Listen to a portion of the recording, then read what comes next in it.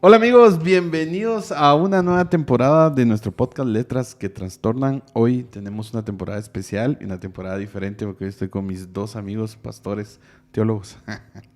Querido pastor David y nuestro pastor Joshua, bienvenidos a nuestro podcast. Estoy diciendo que hoy es algo especial porque hoy vamos a tratar de leer un libro de la Biblia, el libro de Ruth. Estamos en una serie en nuestra comunidad de fe donde estamos hablando sobre este libro. Y lo que queremos hacer es una pequeña miniserie de podcast que son 4 capítulos, un capítulo por cada, un episodio por cada capítulo de Ruth, porque tiene 4.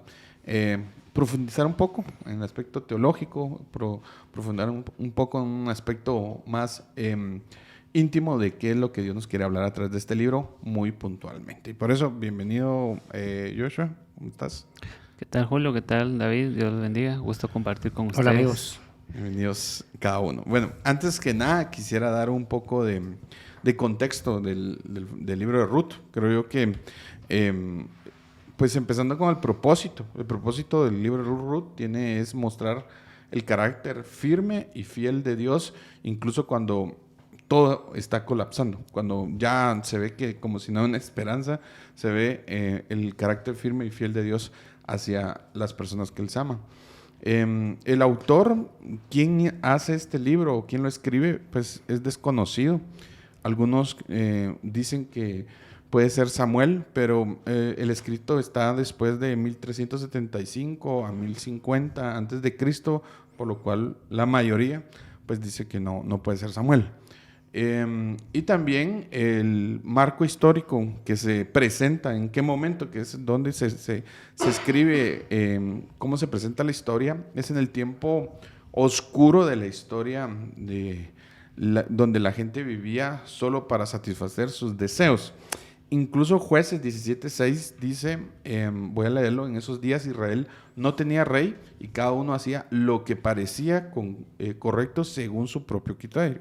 Entonces, en ese tiempo exactamente es donde se desarrolla la historia de Ruth, como el esposo de Noemí se toma la decisión de salir, obviamente a Moab, y empieza todo el proceso de la historia que nosotros vemos. Los personajes como clave, podemos hablar que es Ruth, Noemí y Booz, aunque se mencionan otros, por supuesto, los 3 son los primeros claves, y el lugar donde se desarrolla es Moab y Belén. Entonces, esos 2 lugares de Moab salen, Moabita es Ruth, y ya vamos a hablar un poco del contexto de qué tiene que ver Moab y por qué básicamente juega un papel importante porque es Ruth Moabita, ¿verdad? Pero aquí estamos, en el nombre de Jesús. Bueno, perdón. Aquí estamos. Pero vamos, yo quisiera saber cómo lo ven, cuál es su opinión, cómo lo vieron cada uno de los versículos y qué les llama la atención. Bueno, el libro de Ruth lo que me llama mucho la atención. Yo sé que vamos a entrar a más profundidad conforme vamos avanzando, pero creo que es la gracia de Dios manifestada en la vida de Noemí y de Ruth. Se puede verificar cómo en la toma de decisiones equivocadas, cómo Dios puede extender sus brazos de misericordia y dar gracia a quien lo había perdido todo y aceptar a quien era rechazado. Y cómo Dios puede, en medio de ese tiempo, en medio de la ley, cómo puede mostrar en Ruth un ejemplo de cómo alguien accedió a la gracia de Dios. Se podría decir como que accediera a la era de la gracia Ruth, porque no era parte del pueblo. Pero eso es lo que más me llama la atención de todo el libro. Sí, si ponemos un poquito de atención a lo que comparte Josué, es bien interesante porque hablamos de que estamos en el tiempo de la ley, ¿verdad? Bajo la ley y experimentamos una gracia sobrenatural en la vida de Ruth. Por muchos años me he sentido identificado con la vida de Ruth porque siempre me he sentido un agregado, ¿verdad?, al pueblo de Dios, o al menos es una de las formas en las que he visto la misericordia de Dios en mi vida, y es como Dios se manifiesta en la vida de Ruth, ¿verdad?, tomándola de un pueblo que no tenía oportunidad de salvación. Dios no solo llama a Ruth, sino la utiliza como un vaso que seguramente vamos a hablar de esto más adelante en los próximos episodios, pero la utiliza como un vaso para ser la futura madre, ¿verdad?, del Salvador de la tierra. No lo digo como madre porque viene pues Linaje. de su linaje, ¿verdad? O sea, Dios la toma a ella para poder ser parte del linaje de Jesús, y eso es algo extraordinario, ¿verdad? A mí lo que me gusta es que al principio podemos decir que la vida de Ruth muestra cómo nosotros llegamos a la fe en Cristo, ¿sí? Que empezamos como extranjeros, porque sí éramos rebeldes, sin parte del reino de Dios, y cuando arriesgamos todo, porque hay una parte de Ruth de arriesgar, de seguir a Noemí, de dejar su pueblo, su tierra natal, de arriesgar también nosotros en nuestra fe, en creer en Jesucristo, y en la fe de Cristo, Dios nos da esta salida y perdón. Yo creo que es importante esto, y como lo que dicen ustedes, ahí es donde refleja y por qué creo que el libro de Ruth juega un papel importante para la vida del cristiano, porque básicamente éramos eso, extranjeros, apartados, y como nos arriesgamos a creer en Cristo, a creer en el Hijo de Dios, hemos hoy tenido esa parte que dice que ya no somos esclavos, ya no somos llamados hijos, como Gálatas lo dice. En los primeros 2 versículos del capítulo 1 dice: en el tiempo en el que los caudillos gobernaban el país, hubo una época de hambre. Entonces un hombre de Belén de Judá emigró a la tierra de Moab junto con su esposa y sus 2 hijos. El hombre se llamaba Elimelec, su esposa se llamaba Noemí, y sus 2 hijos, Maglón, dice esta versión, y Queleón, todos ellos efratos de Belén de Judá. Cuando llegaron a la tierra de Moab, se quedaron a vivir ahí. Yo quiero hacer una pausa. Este episodio empieza de esta manera en la vida de Ruth y Noemí, bueno, de Noemí y su esposo. Si bien hablamos de que estamos en un entorno de ley, estamos en un entorno donde el patriarcado era el sistema de gobierno natural dentro de una sociedad, también vemos que hay mujeres que marcaron la diferencia en esos ciclos de la escritura, y Noemí era una mujer aguerrida, ¿verdad? La Biblia menciona que hay una hambruna en la tierra en la que Dios prometió que iba a haber leche y miel.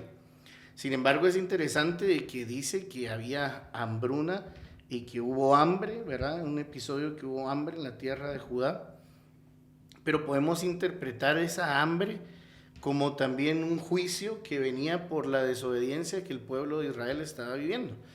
Esto lo podemos ver nosotros muy claro en el anterior libro, que es el libro de los jueces, y vemos, como bien lo empezaste a leer, que cada quien hacía lo que creía en su propio criterio que es correcto. Entonces Dios trae, ¿verdad? Por ejemplo, la falta de lluvia como un juicio para la tierra, y yo creo y entiendo que lo correcto que debía haber hecho Elimelec era permanecer firme, ¿sí? Ellos eran personas de recursos abundantes, ¿verdad? Entonces tenían la capacidad de poder fraccionar sus recursos, de poder administrarlos correctamente y pasar ese proceso. Sin embargo, la decisión de Elimelec es, vámonos, ¿verdad? El domingo nuestro pastor de Arena en Trending nos compartía una posible distancia entre Moab y Judea, ¿verdad? Y eran 75 kilómetros. Y él lo mencionaba como un lugar lejos, ¿verdad? Pero cuando nosotros analizamos la distancia que tuvo que caminar el pueblo de Israel para llegar a la tierra prometida, fueron kilómetros de kilómetros. Entonces era un lugar cercano, fue una decisión inmediata, podría decir que fue una decisión un poco arrebatada, porque todos sabían que no podían moverse de la tierra que Dios les dio. Y no se ve en los primeros 2 versículos por donde Noemí dice: amado mío, no nos movamos de aquí, ¿verdad? Amado mío, no tentemos al Señor con nuestra decisión, ¿verdad? Sino que ella, muy sumisa, viaja con él a la tierra de Moab, tierra donde sabía que había prohibición de parte de Dios que el pueblo de Israel se relacionara. Tal vez sumando, como lo mencionaban ustedes, el libro Jueces termina diciendo cada quien hace lo que mejor le parecía bien. Aquí se ve claramente cómo Elimelech y Noemí, principalmente Elimelech, él toma la decisión, decide como le parece bien ir a Moab. Aún así, la ley inclusive no era grato para Dios, ¿va? Como todo mundo lo hacía y como estaban pasando un momento de desobediencia, es como pensar, bueno, todo el mundo está desobediendo, yo hago lo que a mí mejor me parece, ¿va? Sí. Y parecía que ir a Moab era la mejor solución y tal vez fue en cierto momento, un tiempo, ¿va? Pero a la larga se puede ver de que no fue así. Pero creo yo que el mayor responsable definitivamente fue Elimelech, mientras que Noemí se sujetó.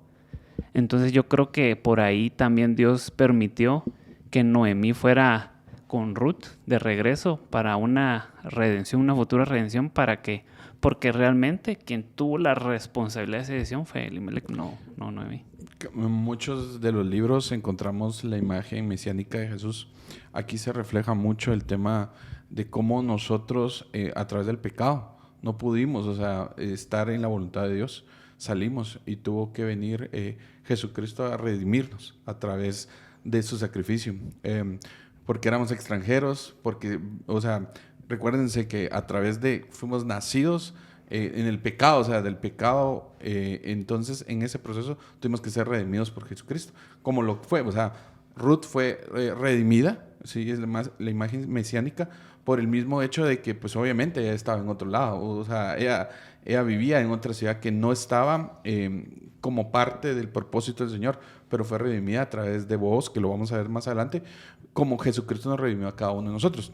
Lo importante en esos versículos que leía David era destacar algo importante porque se movió, que no está bien. Incluso Jueces capítulo 3 habla sobre el hecho de que Moab no debería ser una ciudad donde deberían estar, porque cuando salieron de Israel, ellos no presentaron misericordia hacia el pueblo, no les dieron agua, de Egipto, perdón, no les dieron agua, no se portaron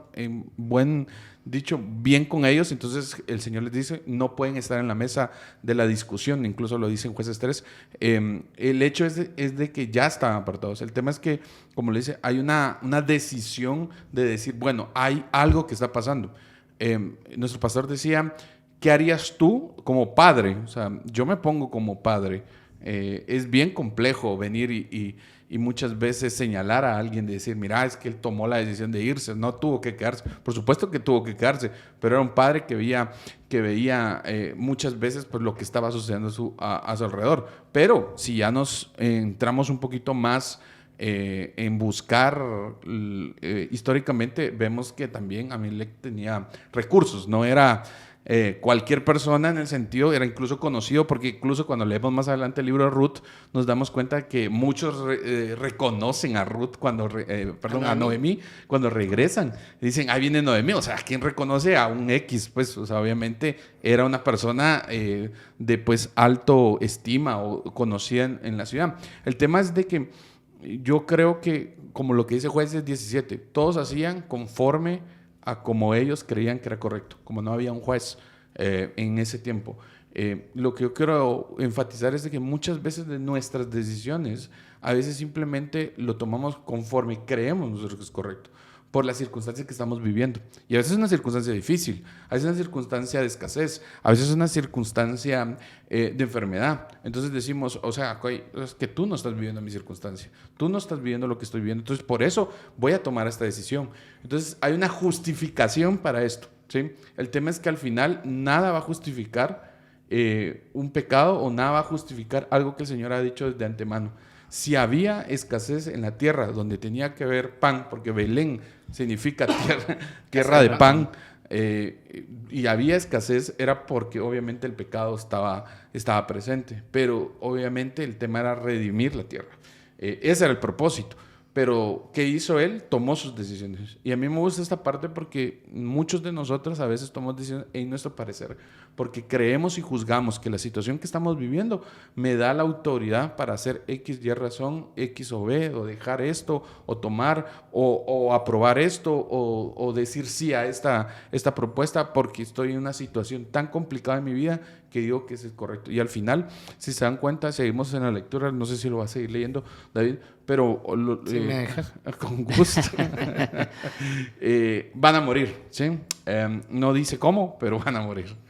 Yo creo que es bien importante que vayamos de la mano con la escritura. Verso 3 dice, sucedió que murió Elimelec. Esta es una versión, Dios habla hoy, voy a ir alternando para tener las dos opciones. El marido de Noemí, y ella se quedó sola con sus 2 hijos. Más tarde ellos se casaron con 2 mujeres moabitas, una de ellas llamada Orfa y la otra Ruth. Pero al cabo de unos 10 años murieron también Malón y Keleón. Y Noemí se encontró desamparada, sin hijos y sin su marido. Quiero regresar a mi comentario del por qué hago alusión a la falta de expresión de Ruth, de Noemí, ¿sí? Porque cuando nosotros vemos a Sara era una mujer bajo el patriarcado, pero que viene y le dice a Abraham, mira, ahí está mi criada, ¿verdad? Y veamos la promesa de Dios en ella. Vemos a la mamá de Isaac, por ejemplo, decirle, ve, a la mamá de Jacob, ¿verdad? Ve y preséntate a tu padre y ponte una piel lanosa para que crea que eres Esaú. O sea, las mujeres tenían participación.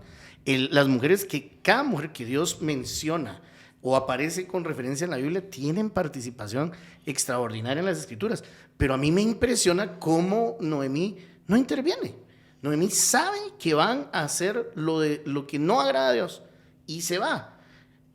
Sabe que para el Señor era condenatorio que los hombres se casaran con mujeres extranjeras y permite que sus 2 hijos se casen con mujeres extranjeras. ¿Cómo no lo va a permitir? Si ya los llevó a esa tierra, si ya los llevó al lugar donde no tenían que estar. Ahora no iba a decirles, no hombre, no se casen con estas extranjeras. ¿Dónde están las israelitas? En Israel va. Ahí era el momento en donde Noemí tenía que decir, vámonos, regresemos a la tierra donde Dios nos va a bendecir. Pero una vez más, Noemí guarda silencio. Noemí permite la desobediencia de sus hijos. Y recordemos el juicio que hay en Elí, por ejemplo, ante la desobediencia de sus hijos. Y es quitado de la casa de Elí el sacerdocio para siempre. Y aquí vemos algo muy parecido, una reprensión fuerte de Dios sobre Noemí y una misericordia extraordinaria. Porque más adelante vamos a ver cómo Noemí, aún estando en tierra ajena y aún estando en desobediencia, siempre habló la grandeza del Dios en quien había confiado, puesto que tanto Ruth y Orfa habían conocido al Dios de Noemí. Sí, eso es un dato muy, muy importante de cómo Noemí no actuó y cómo podemos ver las consecuencias de la desobediencia no solo de ella, sino principalmente de Elimelec. Pero esto es algo así como el hijo pródigo, ¿va? Totalmente. Porque el hijo pródigo se fue y fue decayendo, y la familia de Elimelec fue decayendo, y de seguro Noemí no entraba en sí, como decía que el hijo pródigo no entraba en sí, hasta cuando ya iba a comer comida de los cerdos, dice la palabra, ahí entró en sí y regresó. Entonces Noemí está ahí como que, bueno, estamos aquí, ni modo, démosle, vas como esa venda en los ojos, vaya. Igual, ¿qué importa, va? Y olvidando la promesa que hay de que Belén significa casa de pan. Y Moab significa, según Salmo 108:9, dice, es recipiente donde se lavan los pies, dice. O sea, es un lugar muy inferior a lo que Dios ha determinado para su pueblo. Y ellos decidieron ir a ese lugar y definitivamente lo que sucedieron fue lo más duro, ¿va? Que perdieron la vida Elimelec, que seguramente si hubiera quedado en Judá no hubiera muerto. Tal vez hubiera pasado hambre, pero ahí hubiera estado todavía con sus hijos, ¿va? Pero desgraciadamente no fue así. ¿Y cómo es el tema de un dato yo, bueno,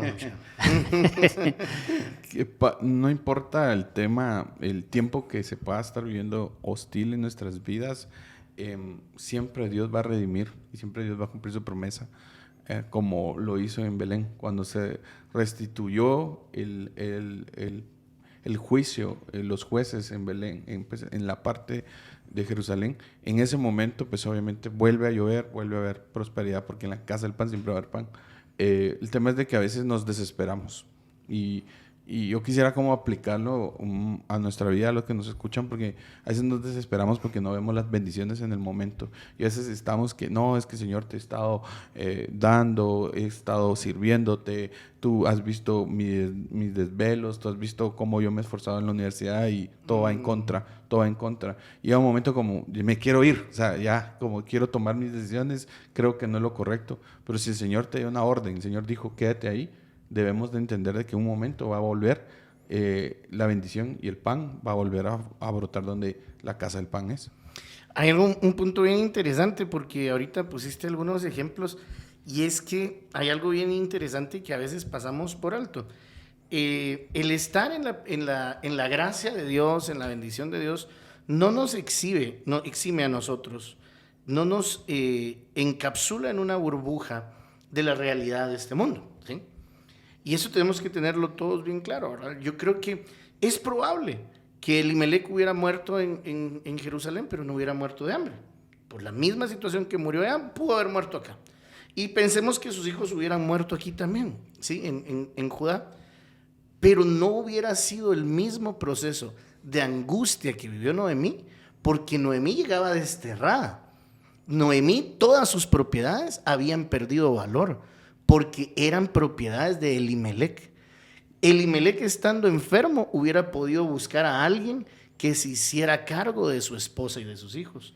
Sus hijos, estando enfermos, hubieran podido buscar entre su familia a alguien que administrara sus propiedades en bien de Noemí. Pero al Noemí irse de su tierra y regresar, había perdido todo valor y había quedado a expensas de la gracia humana de alguien en esa ciudad. Entonces ahí es donde no es lo mismo pasar la prueba en la casa del Señor, en la presencia del Señor, en la gloria de Dios, que en el mundo separados de Dios. Máximo cuando ya hemos conocido del Señor y de su gracia. No es lo mismo pasar la prueba en el Señor que pasarla lejos de Él. Sí, y como sabemos de que ahí el pueblo de Israel estaba pasando una hambruna por una prueba, puede ser desobediencia, claro, de todo. Pero recordemos de que Dios siempre en las pruebas, siempre va a apretar para saber realmente quién somos, ¿va? Entonces aquí lo que mostró Elimelec fue que realmente poco carácter de repente. Poco carácter, poca fe. Aún sabiendo que en medio de todo del momento, bueno, cada quien hace lo que quiere. La vida fácil, estoy aquí, pero en el momento duro me voy, va.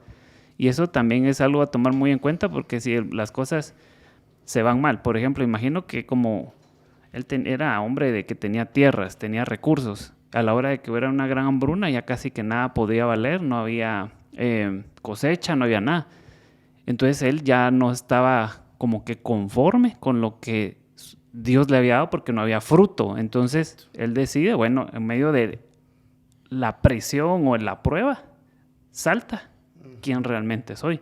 Claro. Y el momento de la libertad de poder decir lo que yo sea, también nace lo que yo soy. Por ejemplo, no sé si mal recuerdo, pero creo que el pastor Dante dice, imaginemos un día donde podamos hacer todo lo que podamos hacer y que no fuera pecado, ¿qué harías?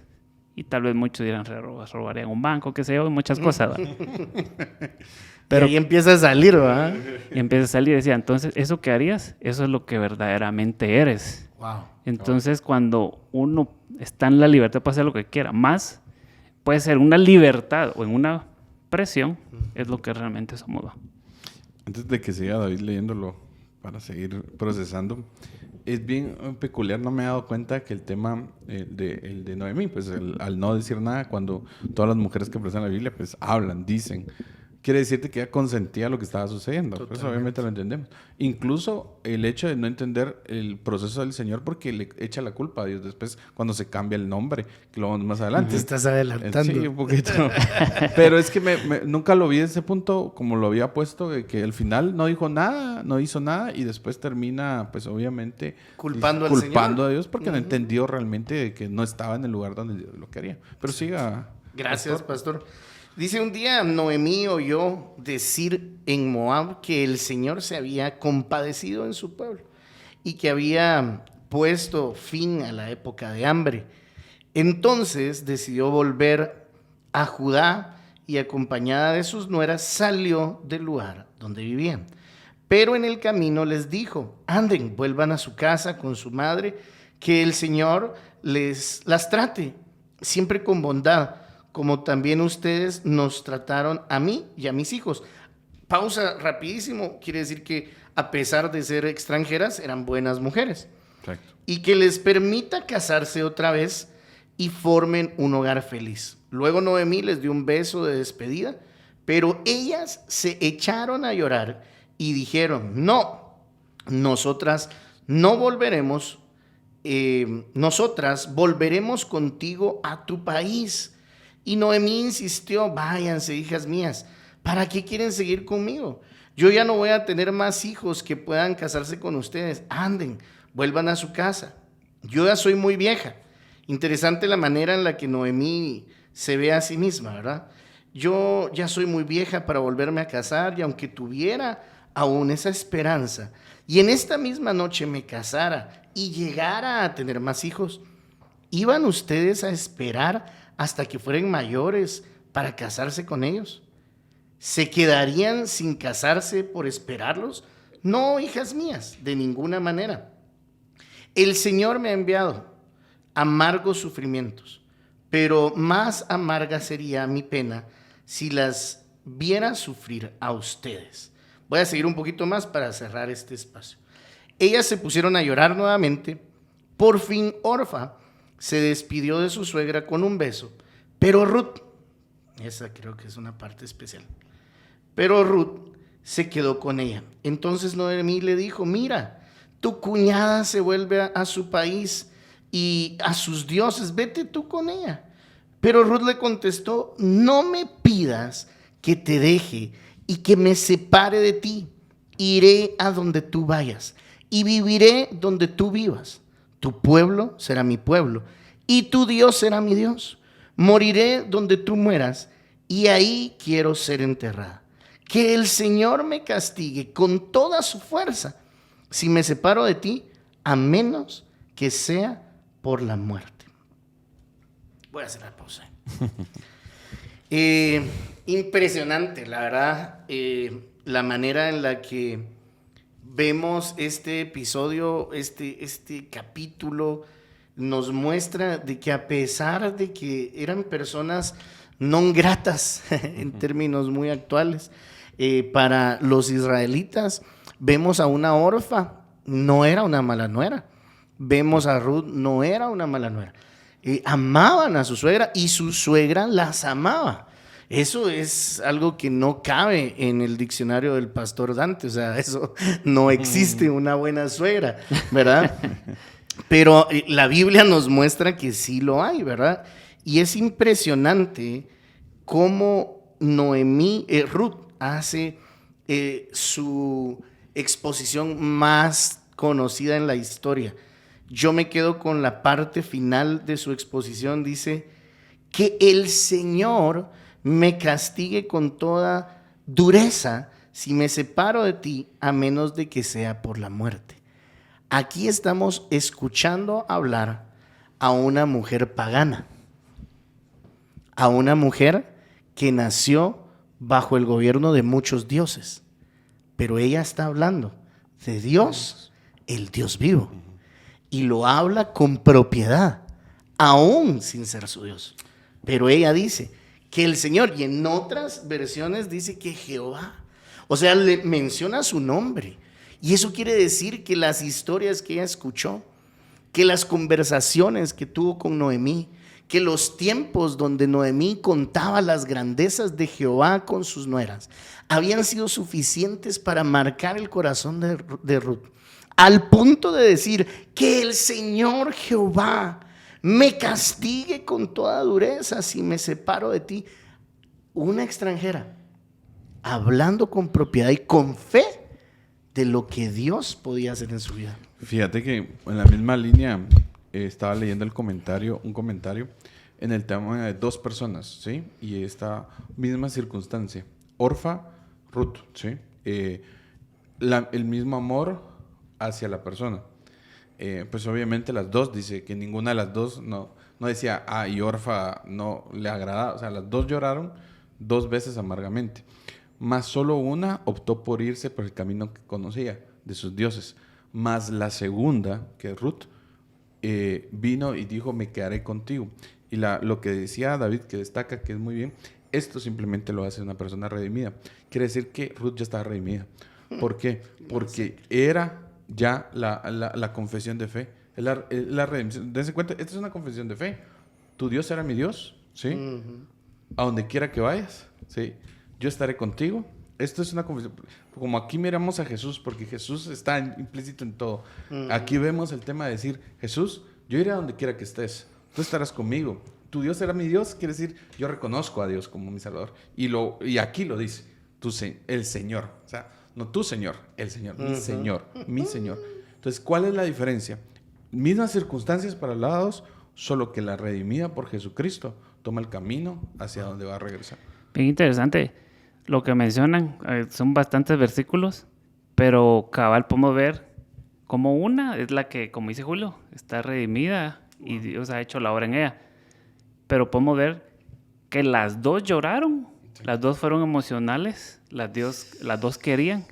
Inclusive dice uno de los versículos, creo que es el versículo 14, dice, y Orfa besó a su suegra.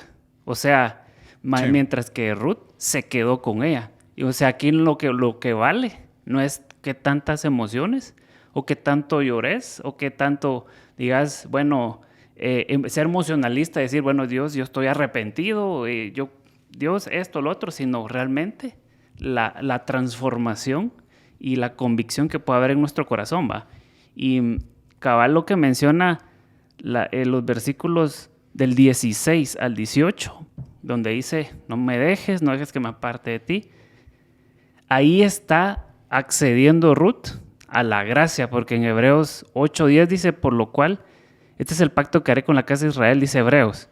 Después de aquellos días, dice el Señor, pondré mis leyes en la mente de ellos y sobre su corazón las escribiré y seré a ellos por Dios y ellos serán mi pueblo. Entonces Ruth, por la fe, está accediendo a la gracia, ¿va?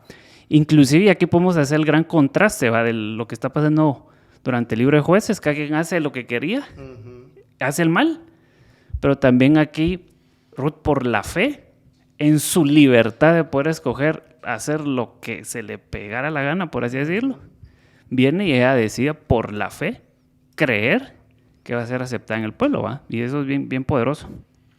La verdad es de que impresiona todo el tema de la redención. Incluso, esto lo leía ya hace rato, me recordé, porque el tema del beso, el beso lo empatan con el beso de Judas. Ay, yo iba a eso ahorita, hombre. ¿Sabes por qué? Porque el beso de Judas es el beso, le dicen el beso de la traición, pero es el beso de decir, te estoy entregando porque yo creo, ¿sí?, que este es el camino. Eso es lo que estaba haciendo Judas. Judas vende a Jesús, obviamente porque en su corazón había esa avaricia, ¿sí? Pero había también su entendimiento, no estás haciendo lo que yo creía que venía a hacer, y yo creo que este es el camino. Y el beso lo deja a Jesús. Igual Orfa lo que hace es besar a Noemí, sabiendo a lo que le esperaba a Noemí, ¿sí? A Noemí. Una mujer que es viuda, es completamente incluso aislada. Hay unos escritos que dicen que incluso las viudas vendían su cuerpo para sostenimiento. Incluso por eso la ley del Señor deja específico que hay que dejar comida para las viudas, hay que cuidarlas, porque eran realmente personas que a nadie les interesaba. Entonces, en ese tema viene Orfa y les dice, con el beso te dejo a tu suerte. O sea, porque no hay una redención. Solo los que somos redimidos en Cristo entendemos el propósito de Dios. Y sabía Ruth hacia dónde iba. O sea, Ruth sabía hacia qué se iba a enfrentar. Iban como viudas a una ciudad donde definitivamente eran marginadas. Y en ese lugar donde iban a ser marginadas, no iban a ser cuidadas. Pero ella entiende, el Señor tiene un propósito para nuestras vidas. Voy a seguir con la lectura porque el tiempo nos está avanzando rapidísimo. Y el verso 18 dice de la siguiente manera: al ver Noemí, esto es en NBI, que Ruth estaba decidida a acompañarla, no le insistió más. Entonces las dos mujeres siguieron caminando hasta llegar a Belén. Apenas llegaron, hubo una gran conmoción en todo el pueblo a causa de ellas. ¿No es esta Noemí?, se preguntaban las mujeres del pueblo. Ya no me llamen Noemí, repuso ella, llámenme Mara, porque el Todopoderoso me ha colmado mi vida de amargura. Me fui con las manos llenas. Oigan, a pesar de que había hambre en Israel, me fui con las manos llenas, pero el Señor me ha hecho volver sin nada. ¿Por qué me llaman Noemí si me ha afligido el Señor? Si me ha hecho desdichada el Todopoderoso. Así fue como Noemí volvió a la tierra de Moab. Así es como Noemí volvió de la tierra de Moab, acompañada de su nuera Ruth, la moabita.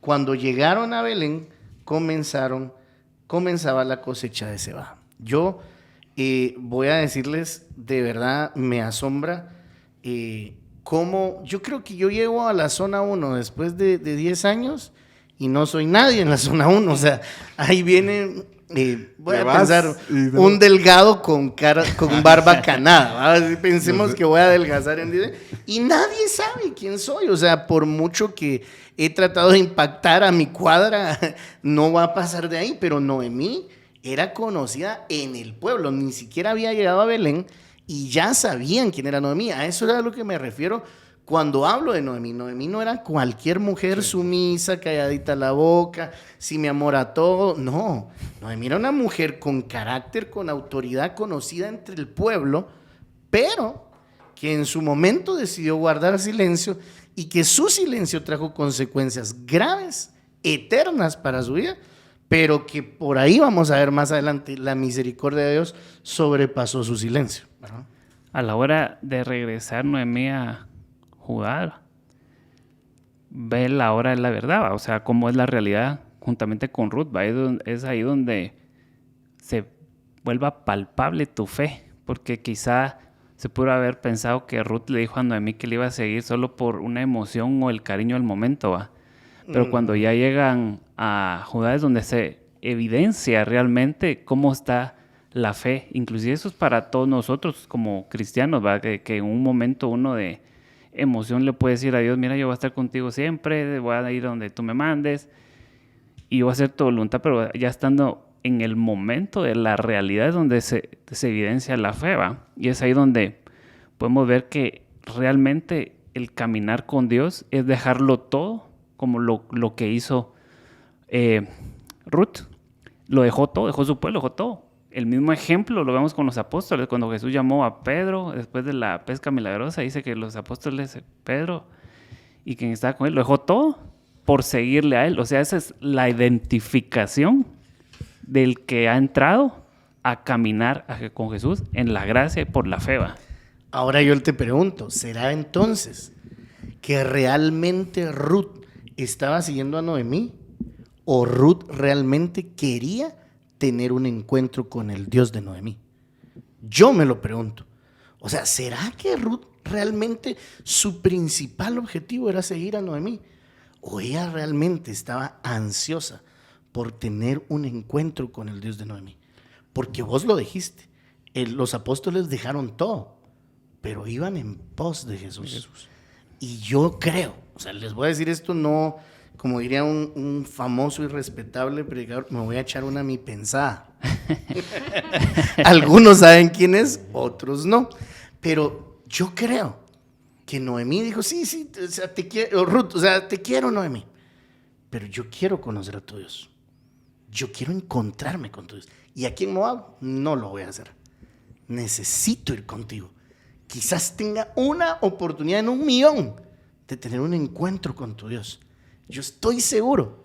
Y algún día, tal vez frente a Ruth, allá en los cielos, tenga la oportunidad de que me lo confirme. Ella no iba tras Noemí. Ella iba tras la intención de encontrarse con el Dios de Noemí.